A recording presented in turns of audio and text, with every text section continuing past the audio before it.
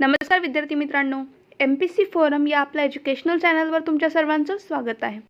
तर आजच्या लेक्चरमध्ये आपण आधुनिक भारताच्या इतिहासामधील एक टॉपिक तो म्हणजे ब्रिटिश कालीन महत्त्वपूर्ण समिती व आयोग पाहणार आहोत। ठीक आहे, सर्व इम्पॉर्टंट असे आपण समिती पाहणार आहोत, त्यांचं वर्ष म्हणजे त्यांची स्थापना केव्हा झाली ते पाहणार आहोत आणि तसेच त्या समिती व आयोगाचे वैशिष्ट्यपूर्ण म्हणजे महत्त्वपूर्ण असं काय वैशिष्ट्य आहे, त्यांची स्थापना कशासाठी केली होती, ही सर्व डिटेल्स आपण आजच्या लेक्चरमध्ये पाहणार आहोत।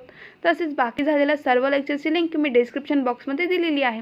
जर तुम्ही अजूनही ते लेक्चर्स पाहिले नसतील तर नक्की जाऊन पहा। तर चला आपण आजच्या लेक्चरला स्टार्ट करूया।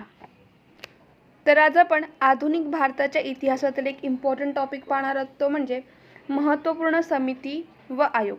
म्हणजे ब्रिटिश कालीन महत्त्वपूर्ण अशा काही समित्या आपण पाहणार आहोत, तसेच त्यांचं वर्ष पाहणार आहोत म्हणजे त्या समित्यांची स्थापना केव्हा झाली आणि ते कशासाठी म्हणजे त्याचं वैशिष्ट्य, ही सर्व डिटेल्स आपण आजच्या लेक्चरमध्ये पाहणार आहोत। ठीक आहे, तर चला आपण स्टार्ट करूया वन बाय वन। तर पहिली समिती किंवा आयोग आहे ते म्हणजे अमिनी समिती। आणि अमिनी समितीची स्थापना केव्हा झाली तर 1778 मध्ये अमिनी समितीची स्थापना झाली। आणि वैशिष्ट्य काय होतं, दुष्काळ व जमीन महसूल संबंधी ही समिती स्थापन करण्यात आली होती। ठीक आहे, 1778 अमिनी समिती, दुष्काळ व जमीन महसूल संबंधी। त्यानंतर 1892 मध्ये दुसरी समिती ती म्हणजे निकोलसन समिती आली आणि तिचं काय होतं वैशिष्ट्य, सहकारी संस्था स्थापन करणे। ठीक आहे, सहकारी संस्थांच्या संबंधी निकोलसन समिती होती 1892 मध्ये। त्यानंतर 1905 मध्ये दत्ता समिती, आणि दत्ता समितीचं वैशिष्ट्य काय होतं, वस्तूंच्या किमतींशी संबंधित होती। ठीक आहे, त्यानंतर 1915 मध्ये आलेली मैक्लागन समिती, आणि मैक्लागन समितीचं वैशिष्ट्य होतं सहकारी संघटनांच्या संबंधी। ठीक आहे, सहकारी संस्थांच्या संबंधी आपण मागाशी पाहिली ती म्हणजे निकोलसन समिती 1892 मध्ये। ठीक आहे, आणि ही सुद्धा त्याचप्रमाणे सहकारी संघटनांच्या संबंधी मैक्लागन समिती 1915 मध्ये। क्लिअर।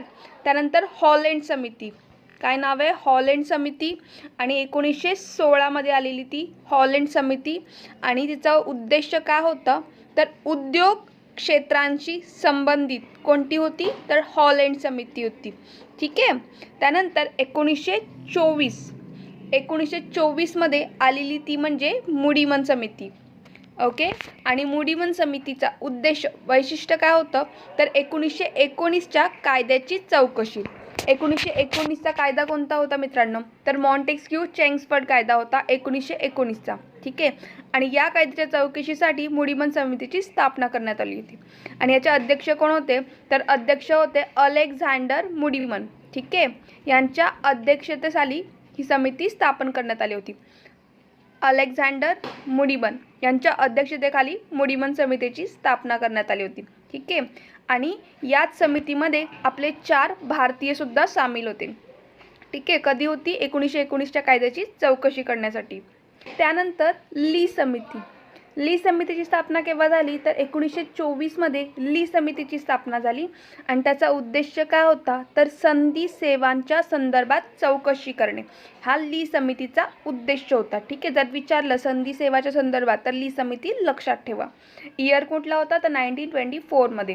त्यानंतर 1927 मध्ये आणखीन एक समिती आली ती म्हणजे बटलर समिती।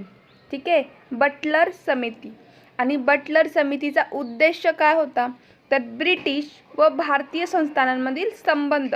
ठीक आहे, ब्रिटिश व भारतीय जी संस्थाने होती यांच्यामधील संबंध त्या रिलेटेड बटलर समिती स्थापन करण्यात आली होती। इयर होतं 1927। त्यानंतर आली ती म्हणजे मॅक्सवेल व बूमफिल्ड समिती, मॅक्सवेल बूमफिल्ड समिती। ठीक आहे, नावं थोडी किचकट आहेत पण लक्षात ठेवा, मॅक्सवेल बूमफिल्ड समिती।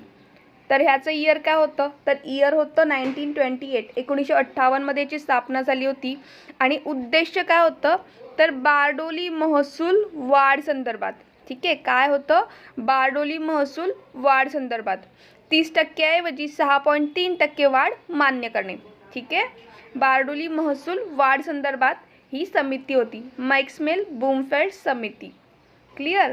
त्यानंतर 1928 मध्ये लिथगो आयोग आला, आणि हे कशासाठी होतं हे तर तुम्हाला सर्वांना माहिती असेल, जमीन सुधारणा संबंधी हा त्याचा विषय होता. ठीक आहे, जमीन सुधारणा संबंधी लिहितगो आयोग हा लक्षातच ठेवा. 1928 मध्ये त्याची स्थापना झाली होती.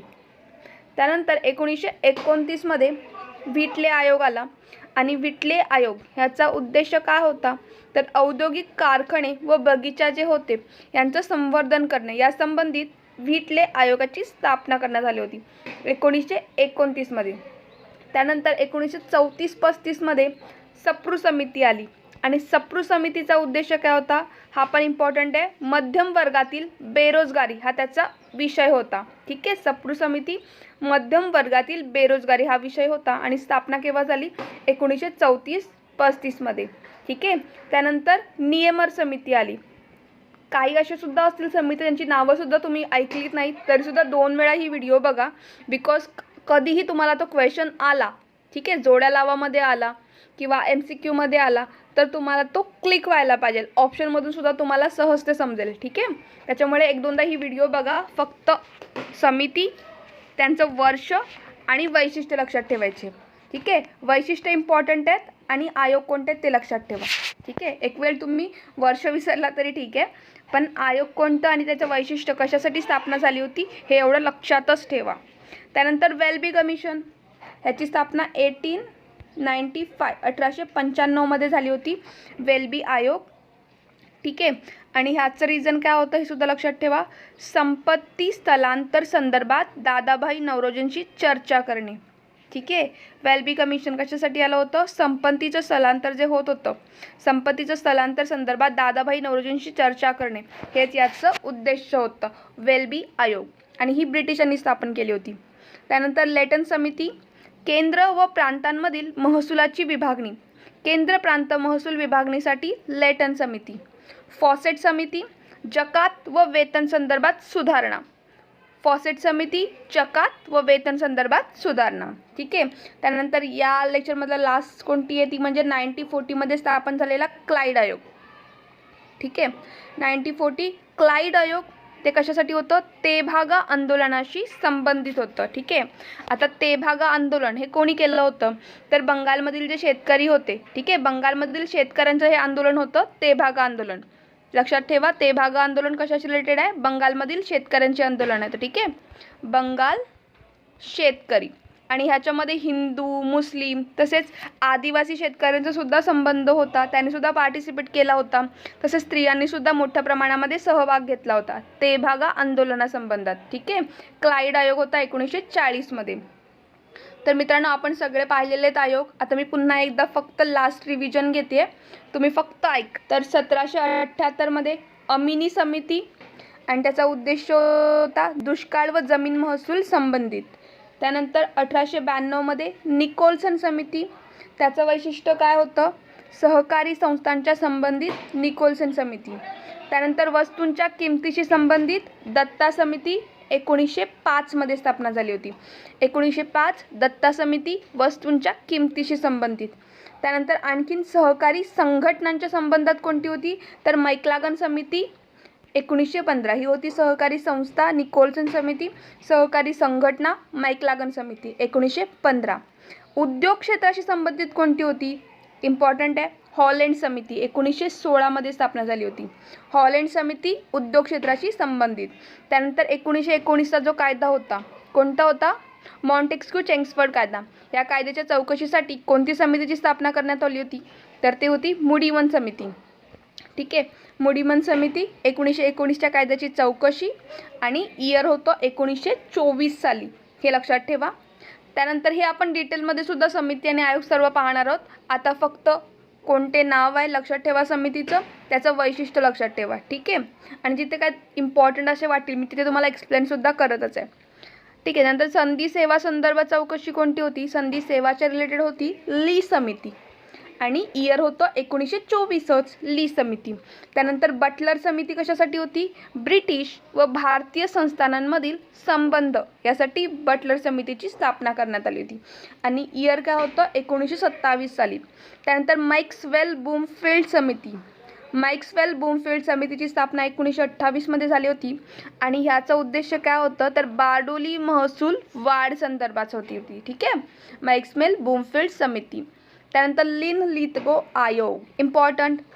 लिन लिथगो आयोगाची स्थापना 1928 साली झाली होती. जमीन सुधारणाविषयी संबंध, ठीक आहे, जमीन सुधारणा संबंधी विषयी हा होता लिन लिथगो आयोगाचा उद्देश, जमीन सुधारणा. त्यानंतर औद्योगिक कारखाने व बगीचा यांचं संवर्धन या संबंधित कोणती होती, तर ती होता विटले आयोग आणि इयर होता 1929 साली.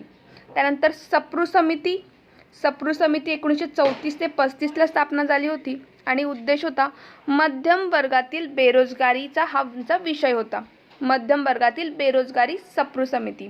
त्यानंतर नियमन समिती, केंद्र व राज्यांतील आर्थिक विषयासंबंधात 1936 मध्ये त्याची स्थापना झाली होती.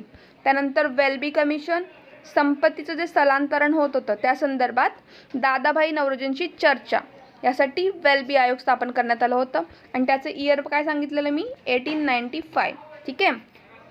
त्यानंतर केंद्र व प्रांतांमधील महसूलची विभागणी, लेटन समिती. महसुलाची विभागणी केंद्र व प्रांतामध्ये यासाठी कोणती समिती होती, तर लेटन समिती. फॉसेट समिती, तर फॉसेट समितीची स्थापना झाली होती जकात व वेतन संदर्भात सुधारणा, जकात व वेतन संदर्भात सुधारणा, फॉसेट समिती. आणि लास्ट क्लाइड आयोग 1940 मध्ये त्याची स्थापना झाली होती आणि क्लाइड आयोगाचा उद्देश काय होता, तेभागा आंदोलनाशीही संबंधित होती. आणि तेभागा आंदोलन कोणामध्ये झालं होतं, तर बंगालच्या शेतकऱ्यांचं आंदोलन होतं हे, ठीक आहे. त्यात हिंदू आणि मुस्लिम तसेच आदिवासी शेतकऱ्यांनी सुद्धा पार्टिसिपेट केला होता आणि स्त्रियांचा सुद्धा मोठ्या प्रमाणामध्ये सहभाग होता. तेभागा आंदोलन. क्लिअर मित्रांनो. आता हे तुम्ही पुन्हा एकदा व्हिडिओ बघा, एक दोनदा पाहिलं तरी या समिती आणि त्यांचं वैशिष्ट्य लक्षात राहील तुमच्या, ठीक आहे. तर तुम्हाला हा लेक्चर कसा वाटला हे नक्की मला कमेंट करून सांगा. आणि काही डाऊट असतील किंवा ह्या व्यतिरिक्त सुद्धा तुम्हाला आणखीन समित्या माहिती असेल, आपण महत्त्वपूर्ण अशा घेतलेल्या आहेतच, ते सुद्धा तुम्ही मेन्शन करा, म्हणजे आपल्या बाकीच्या मित्रांना सुद्धा त्याचा बेनिफिट होईल. तर मित्रांनो, तुम्हाला हा लेक्चर आवडला असेल, यूजफुल वाटला असेल तर लाईक आणि शेअर करायला विसरू नका आणि अशाच लेक्चरसाठी आपल्या चॅनलला नक्की सबस्क्राईब करा. तर भेटूया पुढच्या लेक्चरमध्ये. थँक्यू.